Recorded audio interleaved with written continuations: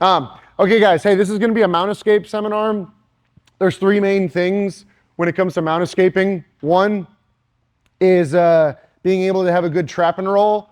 Two is a good elbow escape or shrimp. And then three is a good kipping escape, okay?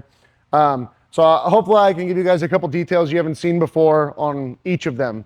The main thing with the trap and roll, the first one is, and I struggled with this as a lower belt, and that would be, man, if I can just go to the gym and get my hip thrust really strong, I should be able to just hip thrust people off of me. The problem with that is to trap and roll, you actually have to roll to your knees. So it's not really just a hip thrust. It's more of a looking over your shoulder, and then you bring your toes to your butt and you bridge, but you can't pause. You have to keep turning over until your knees hit the mat. So I used to practice that hip thrust a lot, and then I kind of realized that technically, even if I could move, 1,000 pounds from here to here, that doesn't help me roll them. That just gets them up off the ground a little bit. So, and this, I'm gonna give credit, this is a Hicks and Gracie detail, but wherever you're trapping and rolling, so over your right or your left shoulder, whichever one, when you do that, you wanna try to look where you're gonna go and kind of curve your spine in that direction. So, or I'm sorry, away from it.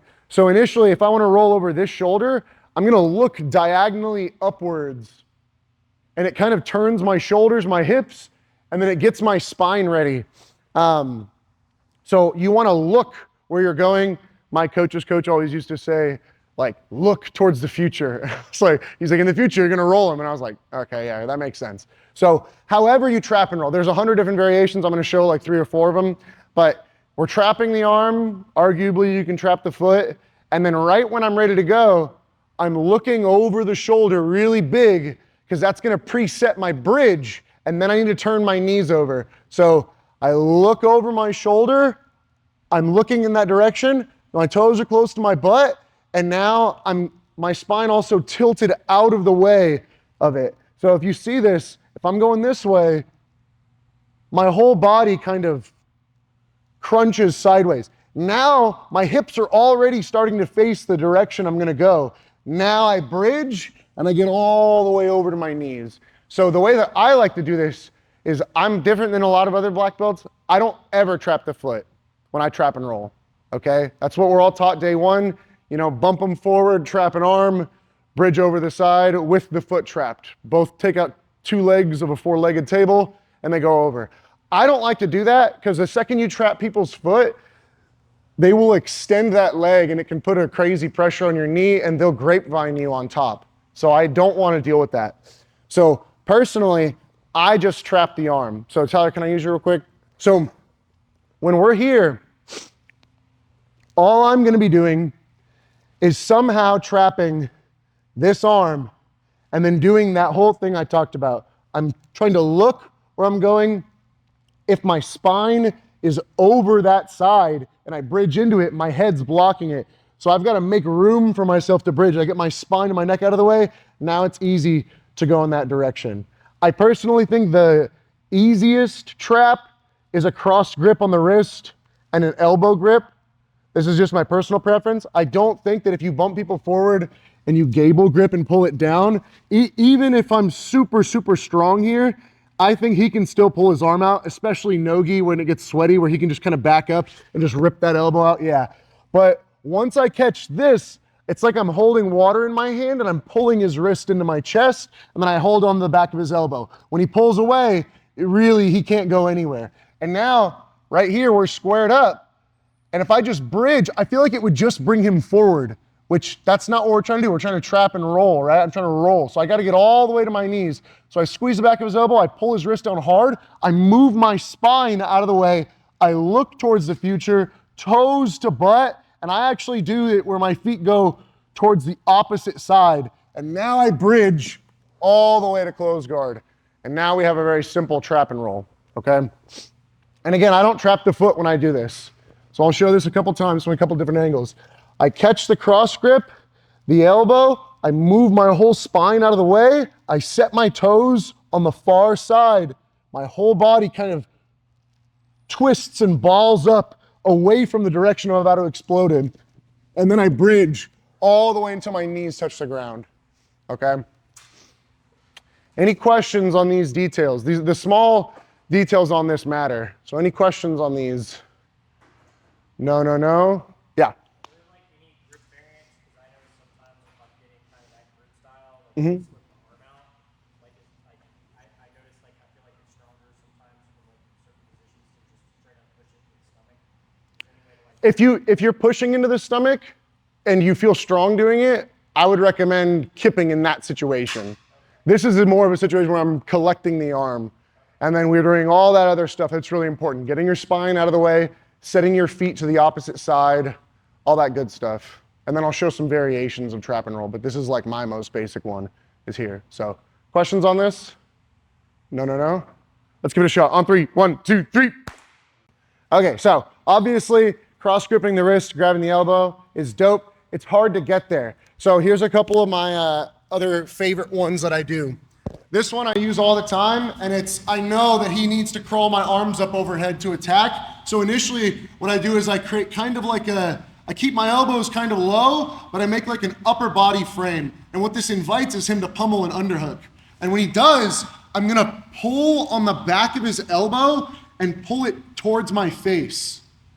At the same time, I'm gonna be using my elbow to pinch my ribs. I'm not overhooking, guys. I'm grabbing their elbow, and see how I'm pulling his chest into me? When he goes to punch his underhook now, it's really difficult. And now I do all that same stuff, and they go over really easily. So we punish our partner while they're digging the underhook, okay? So as I'm here, we're low, I'm kind of baiting the underhook here, and as he pummels it, I grip the back of their elbow, I pull him forward. If you can't pull him forward with just your hands alone, you can bump them in the butt with one knee and then go over that side. A lot of the times when I do this, I'll do it with both hands. You can do it with one and hug the back, chop the armpit, whatever you want.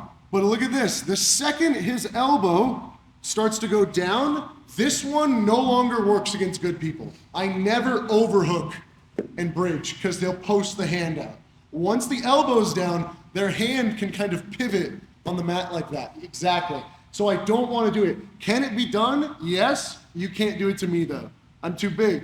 So why would you do it against everyone if it doesn't work against people that are bigger than you? So I'm here, I'm playing defensive, I'm getting ready to chicken wing myself. There. And I bridge. This one's all timing. You can't hang out there. I pull on the back of the elbow and I'm pinching hard with my elbow to my rib cage.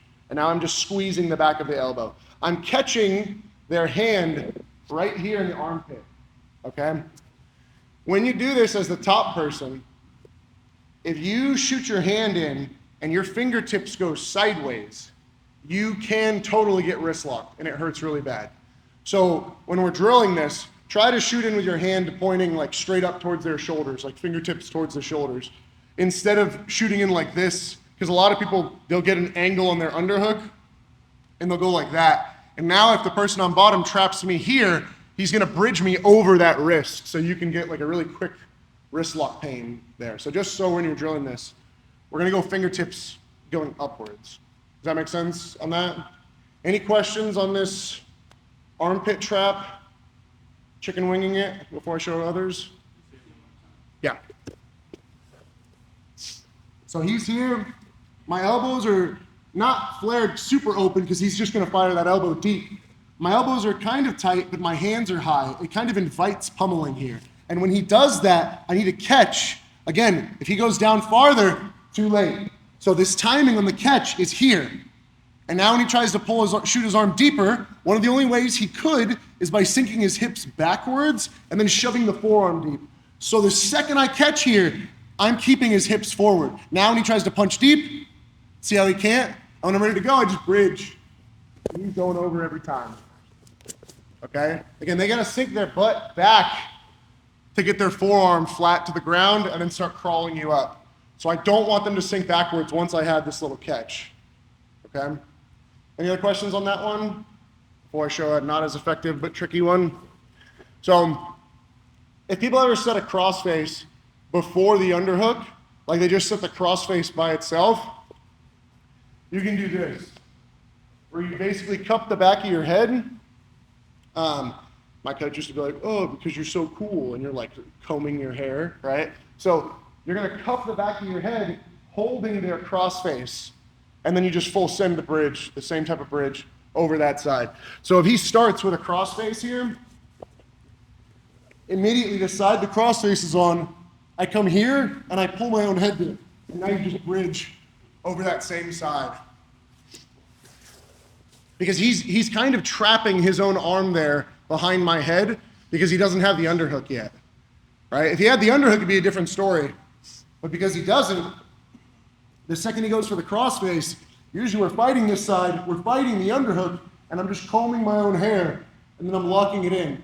Now I can chop at his neck, but you can't hang out up here, otherwise he'll start crawling you up. So I can stay low, and when I'm ready to go, my feet get ready, they move in a diagonal fashion, and you just chop right at their neck. And you have a very, very easy trap and roll. That a lot of people, more importantly, they're not expecting it, right? The very first thing that we did, the cross grip on the wrist and the elbow, everybody and their mom knows you're gonna do a trap and roll when you do that. That's why I like to punish people for digging for the underhook. And if they just set a crossface on its own and they're not paying attention, you comb your own hair, grab the back of your neck, and you chop on through, okay? Questions on those two? These are timing based. You can't hang out on these ones. Questions on these two for the trap and roll? Yeah. When I'm in mount, I'm usually trying to like underhook and crossface at the same time. Mm-hmm. Do you have a preference on which one you're trying to trap? Well, so as the defender, usually I'm blocking one or the other. So if I'm blocking like the crossface and you punch an underhook, I use my elbow, trap your hand, and I full send. If I'm really low with my hands and I'm down here where my elbows are super tight and you can't really punch an underhook, your natural reaction is going to be to dig a crossface because my neck is open. So you can punish them for either shooting for the underhook or the crossface with timing, right? I don't want to, again, I'm not going to put my hand there and be like, dude, I've got you in like 4 to 5 seconds. There's no fucking way. No, the second you put your hand there, I'm going. The second I trap your wrist, I'm sending that bridge and roll, okay? Questions on this? These options, the timing ones? No. Let's try it on 3. 1, 2, 3. So I don't do an actual shrimp, like the shrimps down the mat. I don't make people warm up with them anymore because I never do it live. I never do what we do going down the mat live anymore because it's all very like, there's very tiny little things I'm doing the whole time, so I don't think it directly translates very well. And some people say it does, and personally I disagree. So the elbow escape, it's called an elbow escape because I'm pushing you with my actual elbows. I'm not pushing you with my hands. As I bring my hands down to my side, as you can see, my elbows kind of naturally flare. When the mat's behind you, they have to flare. So if you get used to pushing on people's knees with your hands, you're gonna chicken wing yourself and they're gonna punch an underhook super fast. So I'm not pushing with my hands when I elbow escape. Okay, that's the other reason when people shrimp, they're like pushing with their hands like that. I'm not pushing with my hands.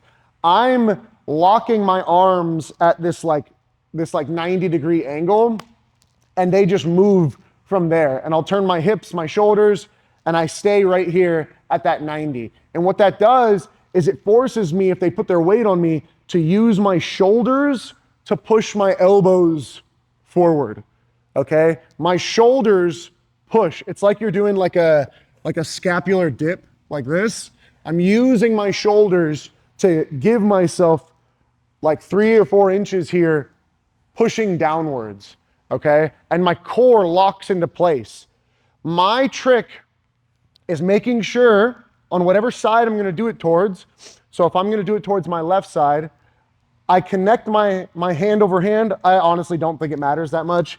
And I lock my elbows down with my shoulders. So my shoulders push downwards and now they stay here. I'm flexing my chest. I'm flexing the back of my shoulders right now. I'm flexing my upper abs a little bit. And then my arms are there. This is me still flexing without the arms. I still have all the same muscle groups engaged. If you lay flat, it's hard to initiate. If you ever feel like you're flat and you bring your hands up and you start trying to push, you're crazy weak there. Because not only are you just using your arms, but you're not even engaging all the stronger muscles in your back and shoulders. So I need to lock all of that in. My chest is flexed, the back of my shoulders are flexed, my lats are flexed right here, my abs are flexed, and now my arms come into place. Now, because I'm going to be doing it to my left side, my left elbow needs to come all the way down to the mat. The other arm is just wrist over wrist or hand over hand here. And when I do this, my left leg needs to fully flatten out on the mat, and my kneecap has to touch the mat.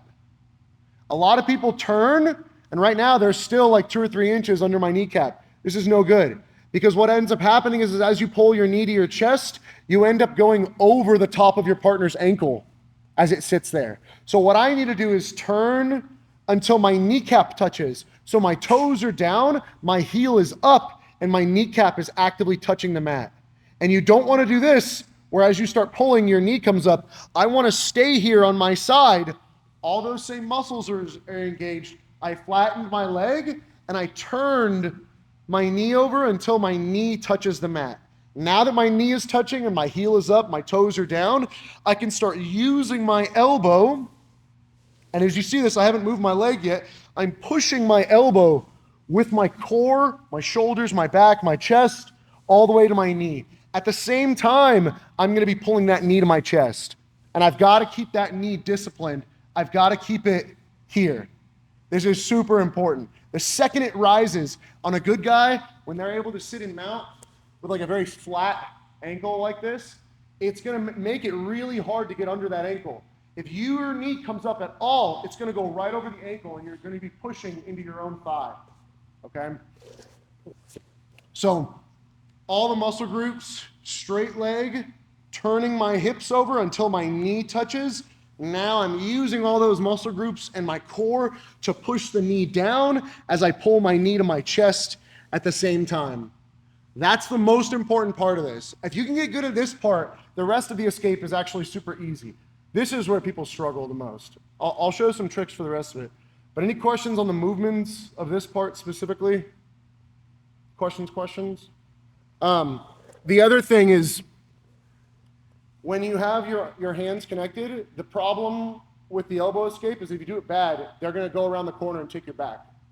So when you set it up, this arm has to stay here regardless of how much I rotate. That's as far as I can rotate with that elbow staying in position, so I can't turn any more than that. That's the same on your back, meaning when I'm here, if I lock my elbow here, this elbow's on the far hip. When I start rotating, that has to stay there as I start bringing my knees in and doing my elbow escape. So as my hips rotate over, my upper body, I've got to be facing this way a little bit while I'm doing that, and I'm getting that knee down to the ground. And now I start my elbow escape, and now we can actually get to half guard or get to whatever we want to do. So, Tyler, can I use you for this? So now with my partner here, I set my frames. All the muscle groups engage.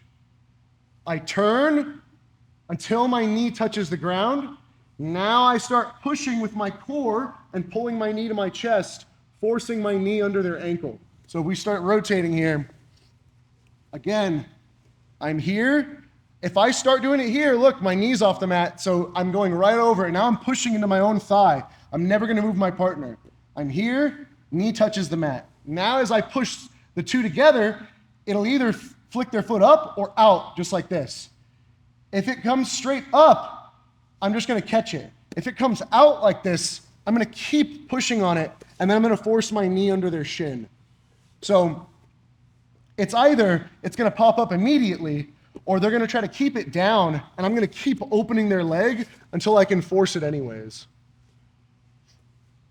This part is super important, though, that you get good at.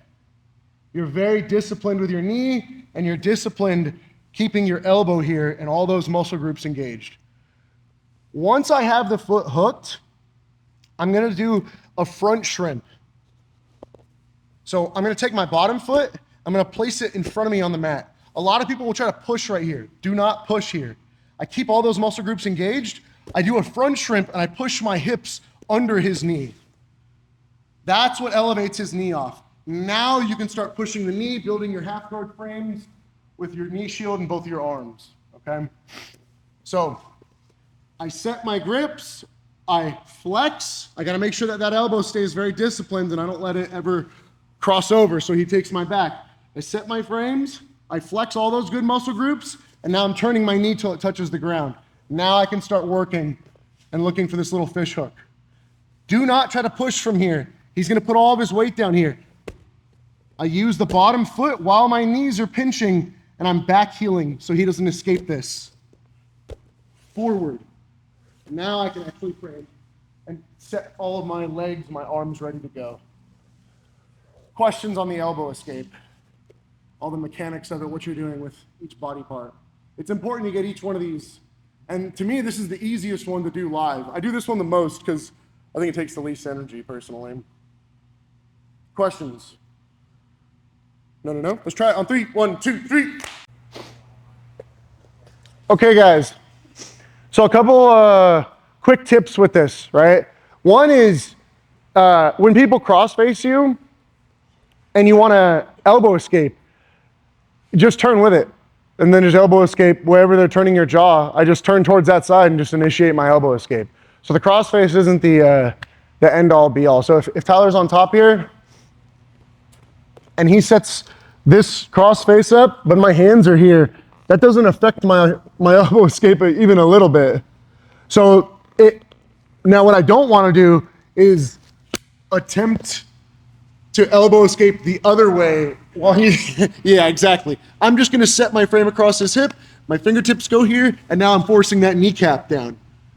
The only problem with this is that his next step after the crossface is to punch the underhook, and yeah, exactly. And now, once he actually has his fingers under, this frame is killed. So now he's working with money and I'm screwed. So we have to back up and I have to set this. And as he goes for that, you can even bridge with your elbow pinching here. So it's like a combination of the two. And what'll happen is he's gonna start to go in for it and I bridge and he pulls his hand out and now I start to get my kneecap down on the mat and now I'm fighting again for my elbow escape. So these are best done. If you do them perfectly, hopefully you get the first one. But these are best done side by side with each other. So again, I'm just gonna keep rotating as I do this. So I'm trying to elbow escape and turn on my side, trying to work that kneecap. As he goes, I'm catching now. And now I'm full sending it. And again, if I get it, that's great. But if he opens, I'm going right back to my kneecap. If you felt this, if you see it, I'm not bridging and then immediately pushing and pulling. I need to bridge and run my kneecap down. So I bridge, he posted, I ran my kneecap to the mat. Now I'm right back to elbow escaping. Okay? Is that making sense? The chaining them back and forth? Yeah? You can do them vice versa too, but this is my favorite style of it. I like to elbow escape as my default, and then I trap and roll as a reaction. And then I'll keep going back and forth as required. Okay? You had the question of what if they keep this super tight and the chest low, so it's really difficult for me to front shrimp and rotate, right? So every time I get to this position and I'm struggling putting them back in half guard, I'm actually gonna do the opposite. This elbow that I told you to be disciplined with, my right one, I'm gonna bring it right inside this thigh of his. So I'm gonna bring it right here. So here's my regular elbow escape. I just caught. I'm trying to front shrimp and he has his chest low. I'm gonna dig my elbow there, bump you in the butt and front shrimp. And I'm gonna dig until I get to the deep half. And now I can start playing deep half guard instead of regular knee shield half. So if you really commit to, I start to elbow escape and I do catch and you commit here, I'm gonna drop my elbow in the gap. You felt it? Now I bump you in the butt and then I front shrimp. I bump you in the butt, I front shrimp, my arm came out, and now we're just playing regular deep half guard BS. So if you're a deep half player, you can force that exact position with the 3/4 mount position on bottom. The second I catch the foot, I win. I'm either putting you in half guard or deep half, for sure. The hard part's catching the foot. That's the real battle, in my opinion. Questions on the elbow escape? Getting to the deep half? Yeah. What if he has the crossface, but he like I was saying earlier, he had his legs crossed under you to like your legs are like I don't even know. I'll talk about the grapevine and the crossed legs position later as like the specific mount positions. Any questions on the specific escape for this? No. The deep half thing makes sense? Yeah. Yeah, front shrimping and bumping him in the ass, and I'm sending my elbow across that far thigh. Boom. Let's try this real quick. On 3. 1, 2, 3. No. I do think those are the easier ones to teach kids, teach new people. You teach them like how to get their spine correct. You teach them how to get their feet right, trapping an arm, or the elbow escape. Tell them to turn that knee over. Make sure they're pushing with their elbows and not their hands. They start pushing with their hands, people are gonna take their back, or they're gonna get underhooks dug on them. And then we can trick people. We can try to elbow escape, and then when they fight for an underhook, use that armpit and full send them over the side. And then anytime you do one, a lot of the time, if they defend it, the other one starts to open up. So you can start to kind of just go back and forth, and eventually you'll catch people. Usually I can't do one of these escapes on a good black belt. I've got to like chain them. I do like a small trap and roll. They start to open their base and widen themselves. And now immediately I fire into a quick elbow escape. And it's like 1-2 punch real quick. So any questions before I move on to kipping? No. Okay, so I know some people absolutely hate kipping because it doesn't make any sense and they look stupid because their feet are fluttering in the air like an idiot. It does look stupid even when done properly. The couple things that I'll say is it's more of like a super efficient bench press. And what I mean by that is people will talk shit on CrossFit, right? And they'll say that all those kipping pull-ups aren't pull-ups because, bro, look at what you're doing. You're fucking swinging. You're cheating, right?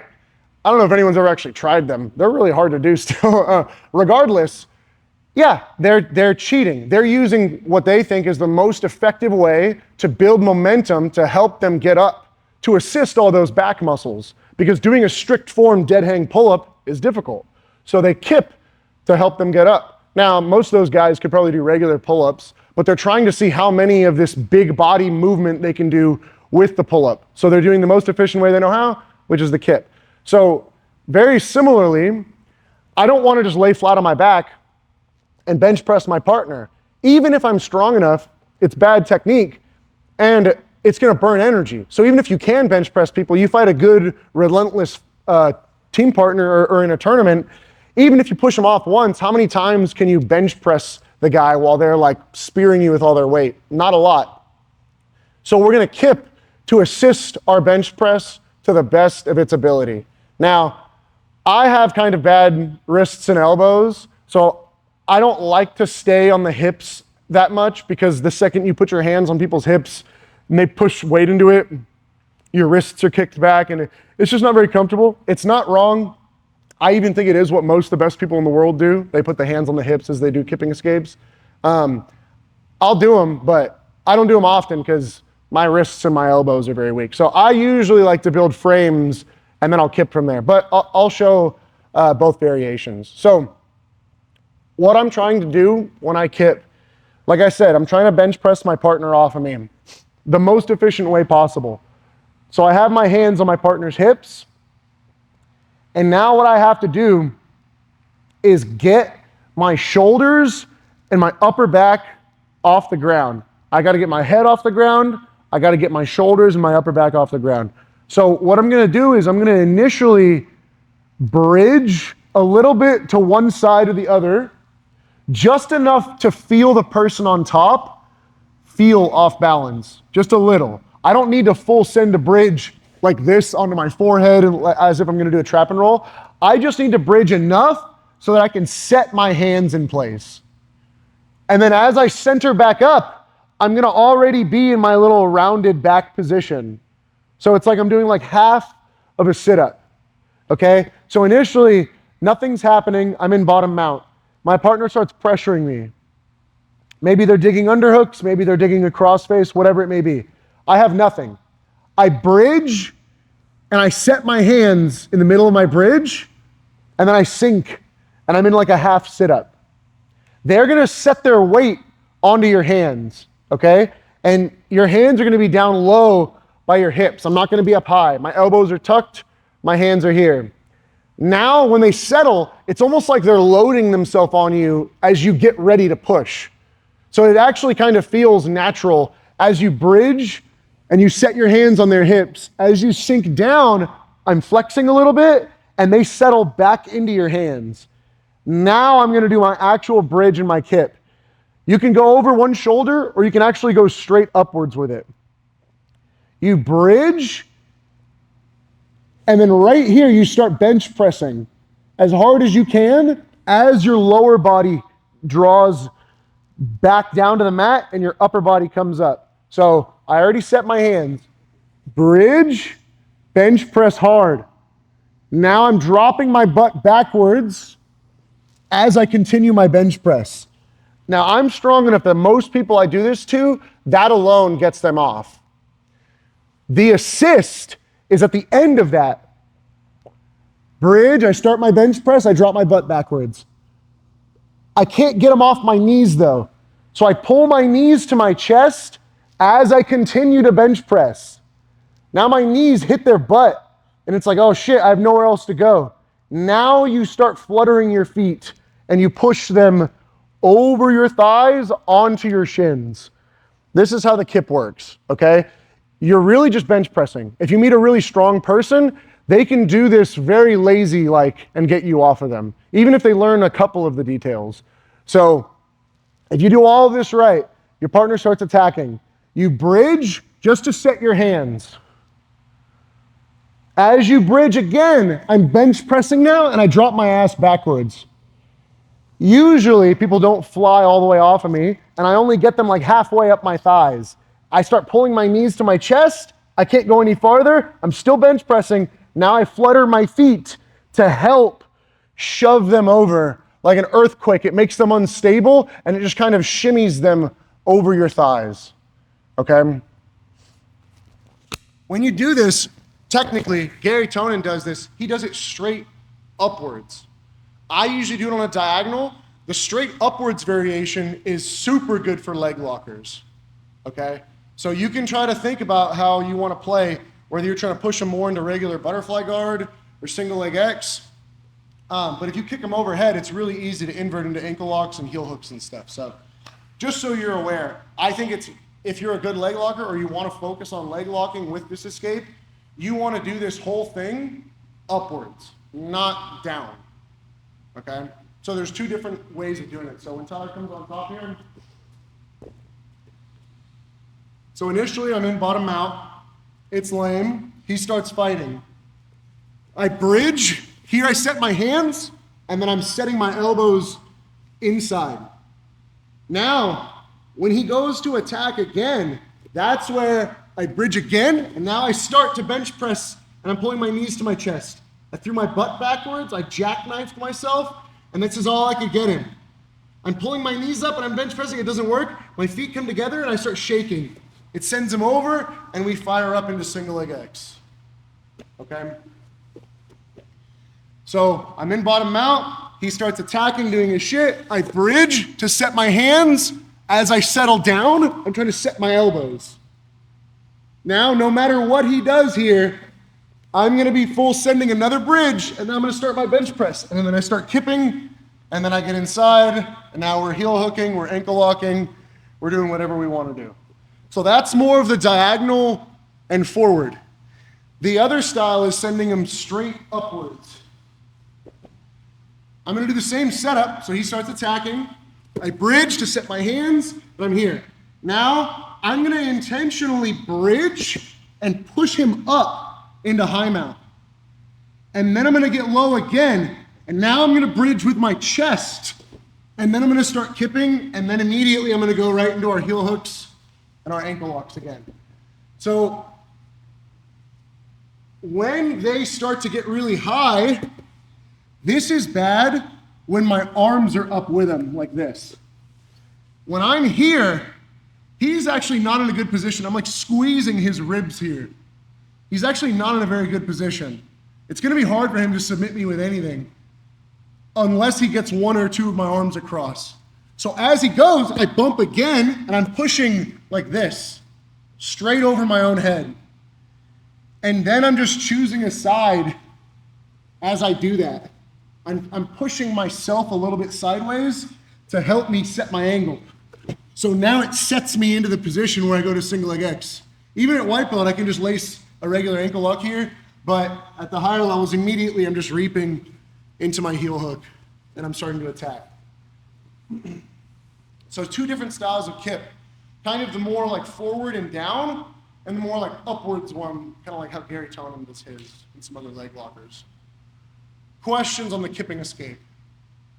It is complicated initially, but when you do it live, it's actually one of the more simple ones compared to the trap and roll and the elbow escape. I think the elbow escape is you gotta get all the little details right. Live, especially nogi when you're both sweaty, the second people get on top of me, it feels really easy to just explode into a kip because you're not really thinking much. You're like, okay, I'm just gonna bench press the fuck out of him and push hard. And because your body's just used to it, you'll do all the natural kipping stuff on its own. Like it's not a big deal. But because there's not a lot of battles that you have to like pay attention that they're doing. You're just doing this regardless of what they're doing. I'm just gonna full send the kip. So that's what makes the kip a little bit like, it's easier once you actually get it, but it's hard to initially learn. Okay. The assisted bench press, going down or going up with it. Any questions on the kipping escape? I do think that if I could build like the perfect human, like they had like all the skills at black belt, like maxed out type of thing, I think the kip is gonna be the most successful at the highest level. I think it is. Gi and no gi. I think it's the best. So keep that in mind if you suck at it. Let's get it on 3. 1, 2, 3. So like,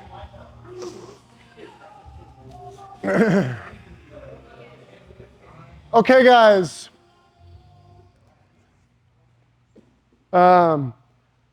Real quick refresher, whatever you want to call it for this. So again, I bridge once to get my hands in place. I want my hands here. I don't want my elbows out. If one's out because the person's so big or whatever, it's okay. But you want to try to almost put your elbows like inside like those pelvic bones that you have. So when they lean weight on you, it's more like the structure of the bones in the forearms hold their weight. And it's not like you're actually holding their weight like you're mid push-up like this, where like your triceps are doing all the work and you're like shaking and all that. It should be more like you're here. Okay, now I'm set, and when they try to put weight back down, they kind of can't. Now I'm bridging again, over my shoulder, I bench press, I start to pull my knees to my chest, and they're not going over. Because they're not going over, my feet come together, my knees come together, and I'm basically shaking. It's not this, guys. This won't get you anywhere. It just looks weird. That's where people are like, okay, now you're just flailing like a dolphin that's dying, right? I'm trying to shake them over the top. If the whole ground right now on the mats here was ice, and then the ice started shaking, you would just start sliding continuously, and you wouldn't be able to stop because there's no like structure to it. You're like, the whole ground is so slippery. You're like, oh my gosh, what the hell's happening?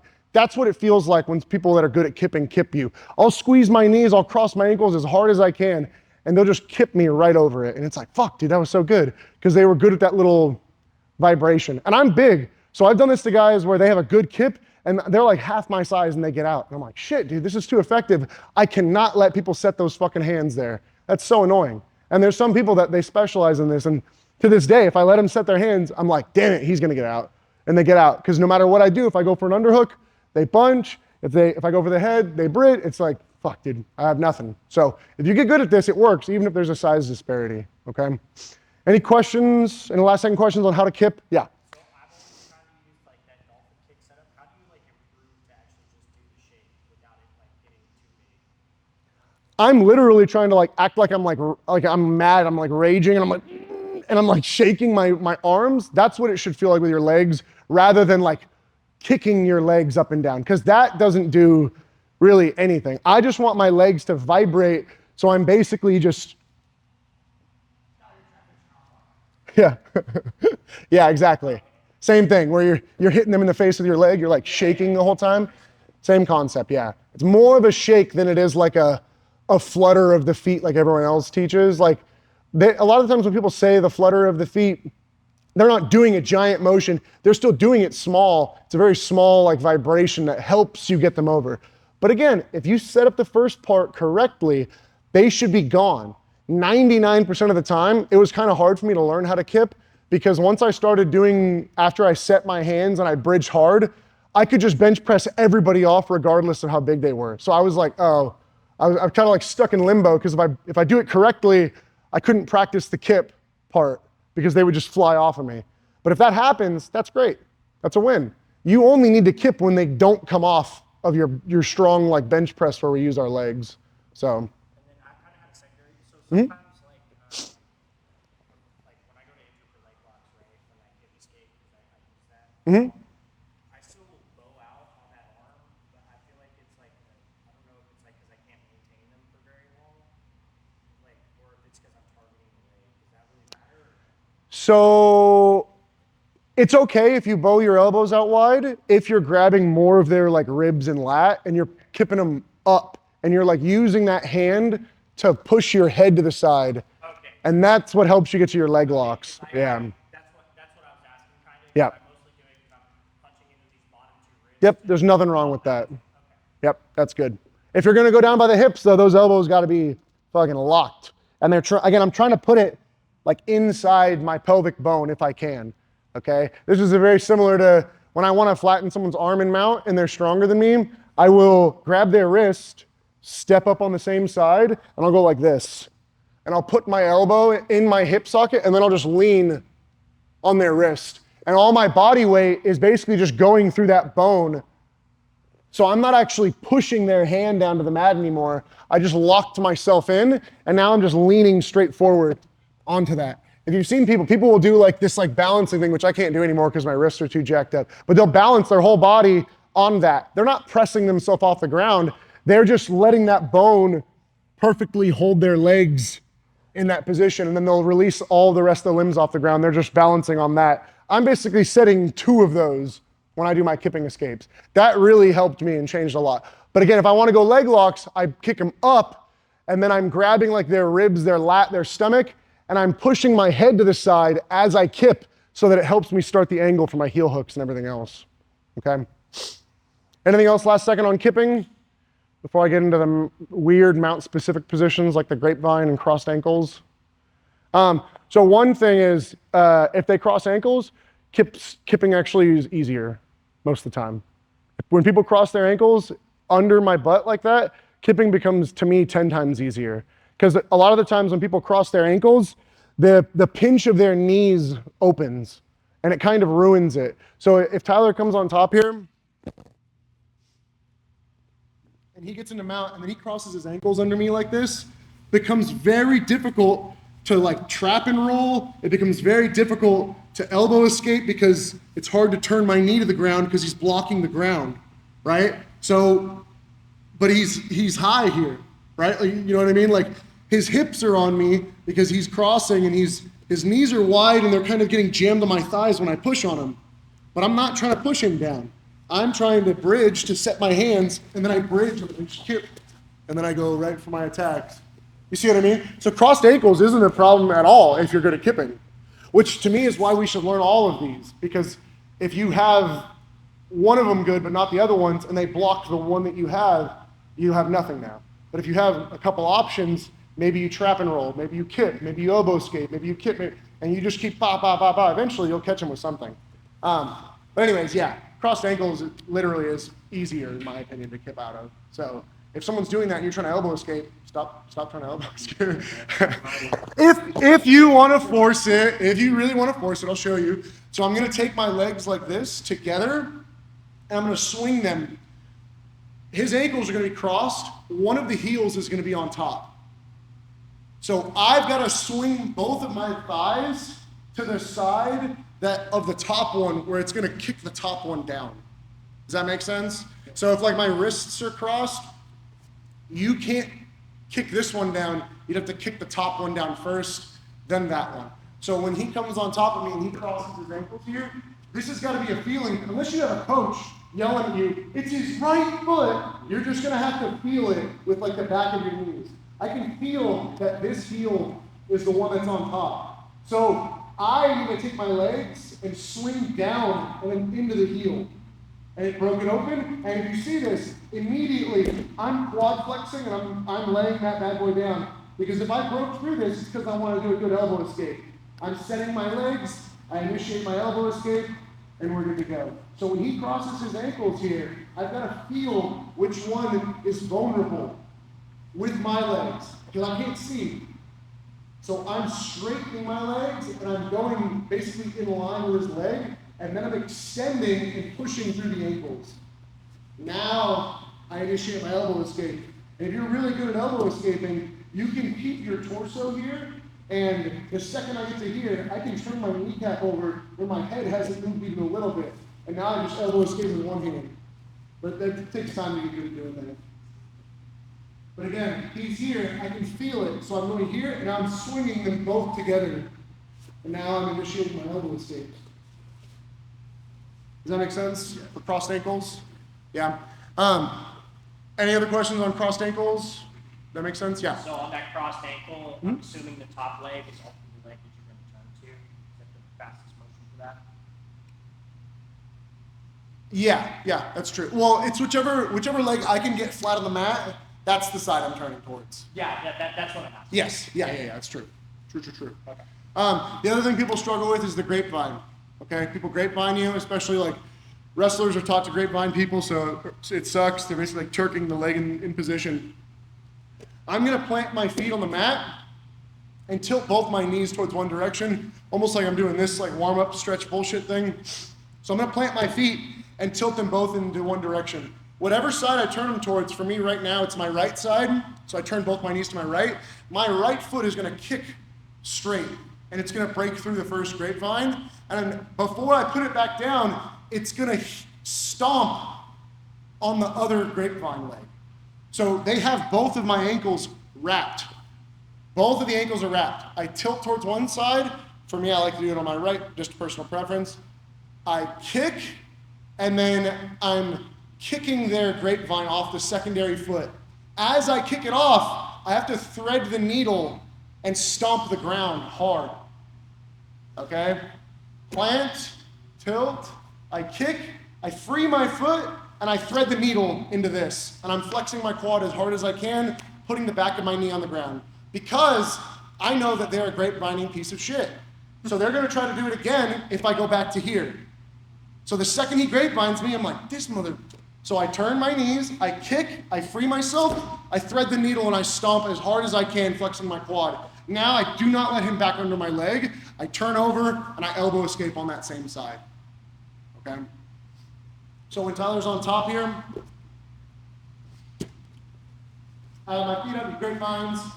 Okay, we're here. It's very annoying. If I try to lift my feet in place and just bring them together, and he's actually like hooking, it's difficult to actually break through this. So I'm gonna plant and tilt both of them. Now I kick, and he still has this secondary one, so I'm using this foot to strip that heel, and then I immediately super stomp. And because when you grapevine, your hips are dropped, his knee is gonna be super weightless here, and we immediately get into our 3/4 guard, and then we either go to deep half, like I said, or force half guard. So as he grapevines, I'm gonna be planting and tilting, and then I kind of drive into the tilt a little, and I extend. And now I'm switching, and I'm scraping my own leg, my thigh down to my ankle. There I found his heel, and I free it, and immediately I thread the needle and stomp as hard as I can, flexing my quad, keeping my knee down. I start my elbow escape on whatever side I got flat. And now we know what to do from here. We front shrimp under the knee, and we're out. Okay?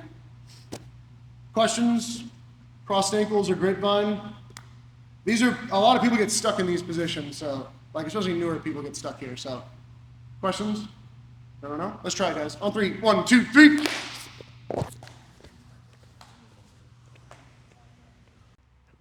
Let's do high mount. So there's two main ways that I get a high mount. One I stole from, I think it was Roy Dean online. He's got his whole YouTube channel and everything. So one's from Roy Dean, and the other one is just a fucking high kipping escape. You just have to be ready to free your elbows and get ready to do it. So the Roy Dean one, though, you do have to get used to something, and that is when someone's getting into high mount, if their knees are high, it's not good, obviously, but it's really bad if their knees are high and they have your arms up with their arms. But if their knees are high and they don't have underhooks yet, you're not in danger yet. And what I mean by that is, like I said on the kipping escape, I can grab people's stomach, I can grab their ribs, their lats, and I feel secure there. I feel in danger when they bring it across the body or they bring both across. Now it's like, oh crap, they're gonna armbar me, take my back, head and arm choke, everything under the sun. So I can grab their lats and their armpits and their stomach on the sides, nothing wrong with that at all, okay? So if they bring their knees high and I grab, they aren't attacking yet. I can initiate that kipping escape by bridging and going straight up with it and then starting to kip, and then I can get out with just the regular kipping escape. Nothing wrong with that.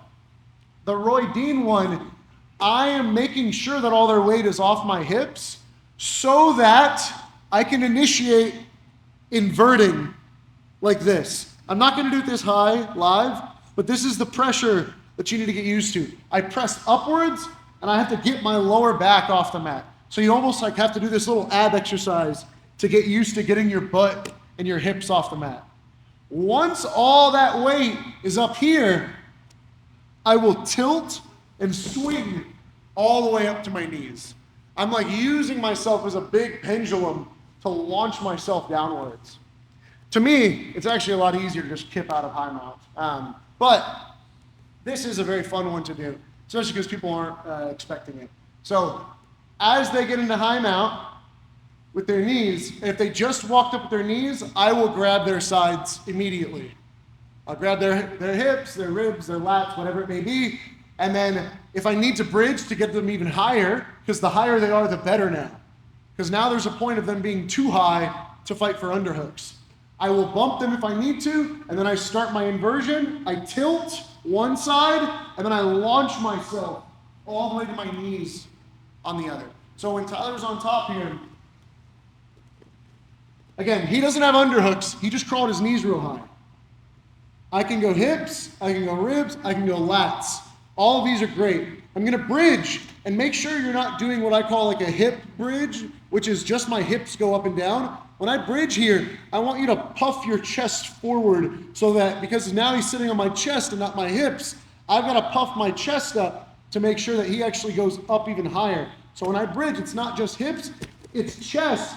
And then now I come up, I swing one way, and then I launch myself in the other direction, and you get out of high mount. Again, this does not work if they have double underhooks. If they're under your arms with their arms, this does not work, okay? He's in regular high mount without my arms across, I'm ready to go. If he starts digging under one of my arms, I'm gonna do an initial bridge just to set myself back to here. The second he starts digging under one of the arms, you've got to bridge over that same side, retract your elbow, and come back to this position. If he sits his butt all the way down to my hips, he lost high mount. I can go right back to elbow escaping or doing the traditional hip style of kipping. But if he keeps crawling up here and digging for underhooks, I'm just gonna be bridging and then keeping my elbows tight as I hold on to my partner. Now I'm gonna try to slide down. As I push him up, I bump, and now I'm lifting and I swing one direction and then the other to get my partner off. Or you can just kip. Nothing wrong with kipping either. The swing's fun though, and it works. I use it all the time. Questions on this? The swinging variation, or give credit to Roy Dean on that. Or you can just do a high kip. But again, if they dig under your arms, bridging might not even help you anymore. Once they have like actual underhooks, you're stuck. You're in a pretty bad position. So it's while they have their knees high, they're in high mount. If they have underhooks, you've got to bridge just to try to fight for your underhooks again. And then you can start escaping. Okay? Questions on this? High mount escape? No. Let's give it a shot on 3. 1, 2, 3. I'll show this and then I'll open it up for if anyone has any questions, and then we'll get out of here. But the last thing I wanted to show, I wanted to cover the grapevine high mount, and then the technical or tactical mount, whatever. Whenever someone's in mount, and you start to turn to one side, whether it's because of a trap and roll or an elbow escape, and the person on top, instead of just pinching their knees, they pop up to their foot near your hip, their heel is near your hip, it's dragging, and their knee is on your back. So they're trapping you in a different way now. So anytime people do this to me, whether it's because I elbow escaped and he defended it, or a trap and roll, I turned towards this side and he popped up. So we rotate a tiny bit. So he's here. If he keeps his heel strong, he can actually let his knee go limp here, and I could push on this and it doesn't affect the fact that he's still on top of me. So regardless of how far this knee gets pushed, it really doesn't help you at all. So don't touch the knee at all.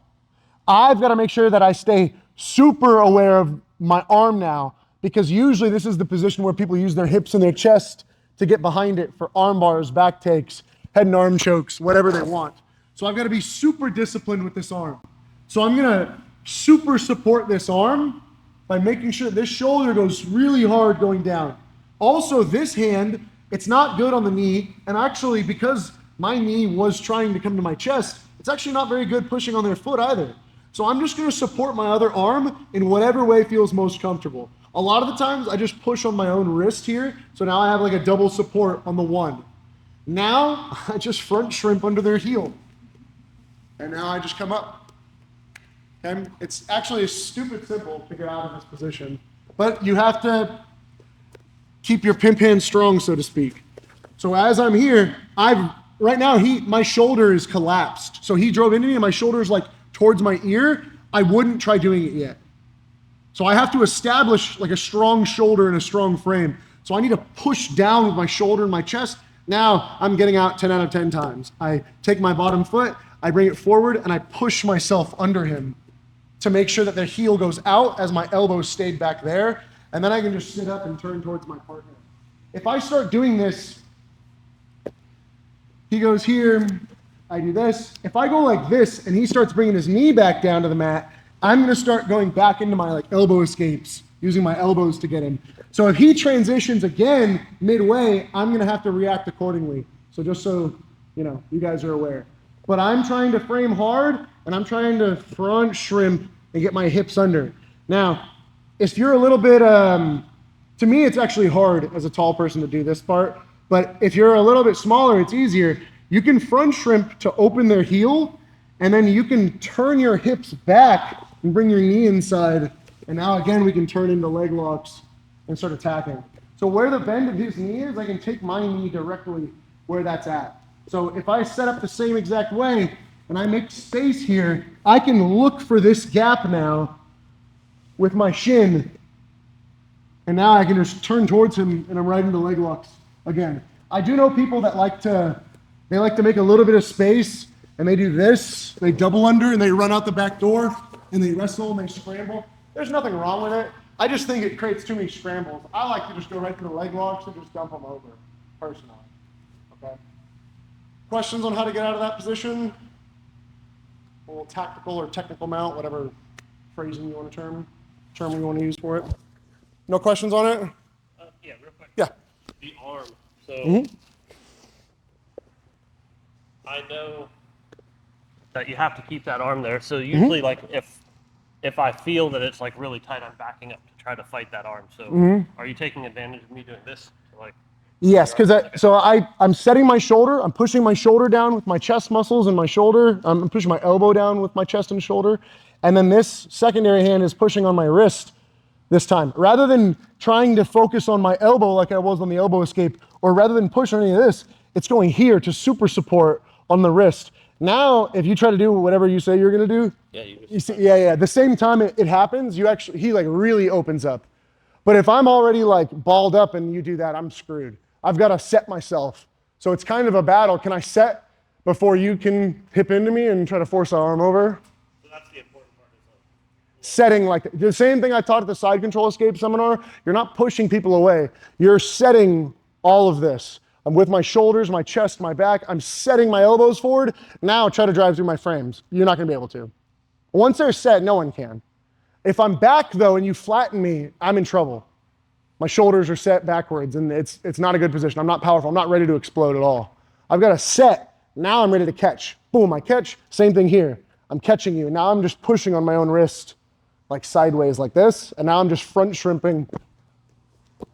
And then I turn, and I can always get the leg locks or sit up. Questions on this? Questions on anything mount related, escaping related? Because this is going to be the final thing we drill, and then we'll head on out of here because it's been 2 hours. Yeah.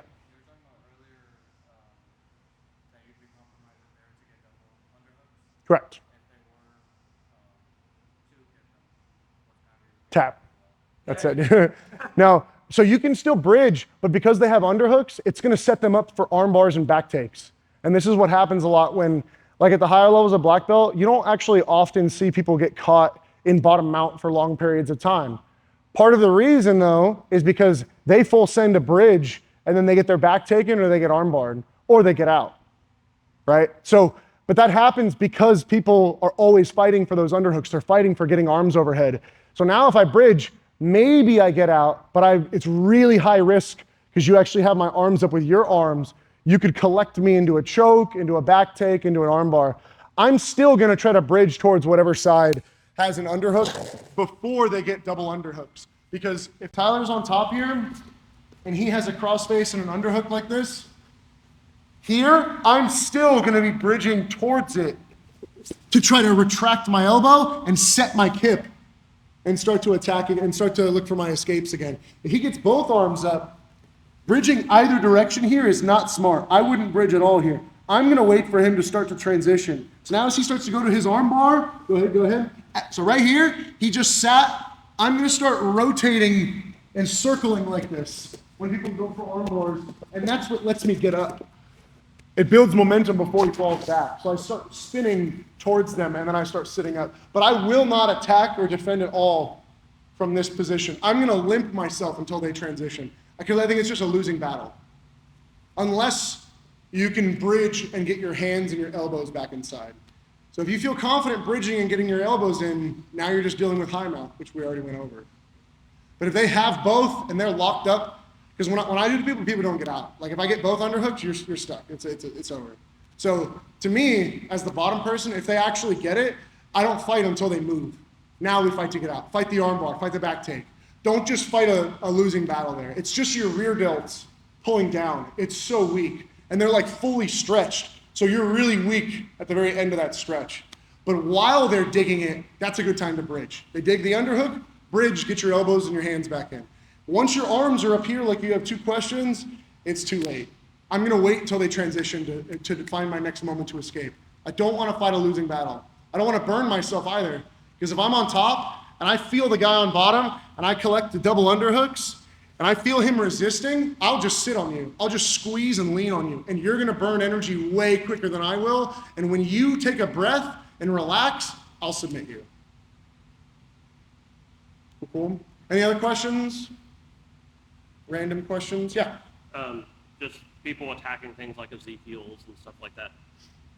So it kind of depends on how they're attacking it, because the way that most people attack Ezekiel's, whether gi or no gi, is they just wrap the neck and then they just try to put their fist on my neck. If they do that, I'm just gonna bridge an elbow escape, and I'm gonna get them every time. The problem is when they do Ezekiel's like I do, where they pin your head open on the mat. I never have anyone do that to me, but I'm gonna have to bridge hard enough that your shoulder gets off my face to stop that. On the regular one, when you're here, and when regular people do Ezekiel's and they just do this, I just set my elbow escape and I bridge. And now I'm doing a combination of kip, elbow escape, trap and roll, whatever I need. I just can't let you settle your hips while you're reaching for the choke. Now, if you do what I do, which is you bury your shoulder, bury your head, and then pry my neck open, I'm gonna have to bridge and get you over and then deal with this. Because from here, I don't think it's good to reach through either of these positions with my jaw pried open. So I'm gonna have to bridge and try to escape the Ezekiel on bottom. But I never let people pin my head down, ever, because I know how bad it is. As the top person, I know that when I do it to people, they don't escape. So the second someone sets the first part of the Ezekiel, you gotta bridge. You gotta bridge fast. And if they pry your neck open, you really gotta bridge, because they're really gonna choke you now. Yeah. Anything else? Random mount escape questions for the last little drill thing, and we'll take a picture and get out. There you go. All right, let's try it on 3. 1, 2, 3.